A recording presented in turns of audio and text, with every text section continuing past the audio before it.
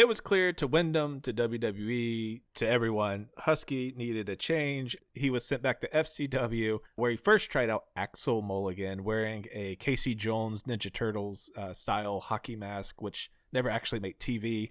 On TV, he kept working as Husky. But 2011, also a really crazy time for FCW. Dean Ambrose, Damian Sandow, Seth Rollins, Richie Steamboat, Rusev, Cesaro, just a real AEW power plant. And why? Sorry. Damian Sandow has never worked there, I will have you know. Neither does Seth. Okay. While working with that talent pool, he was, obviously fine-tuning in the ring. He was also brainstorming, trying to just find that thing, who he was, what he was, and it took a few months, but he finally got there with Bray Wyatt. So the Peacock doc showed him November 16th, 2011 in FCW in a promo workshop class where you see a prototype rough draft Bray Wyatt, the name taken from a childhood friend named Bray White, not Wyatt, but White, like Jesus.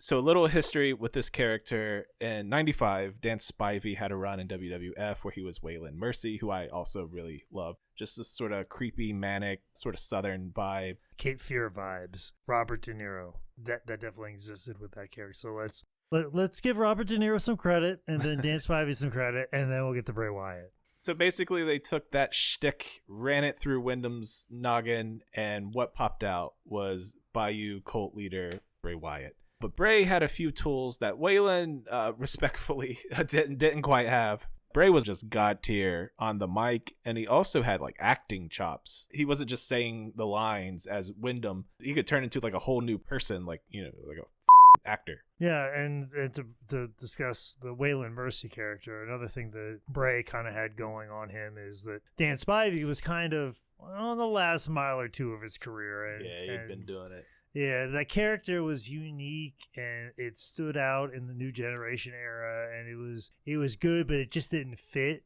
Maybe not even fully flushed out because there's no way to flush it out in the very cartoony 1995 WWF.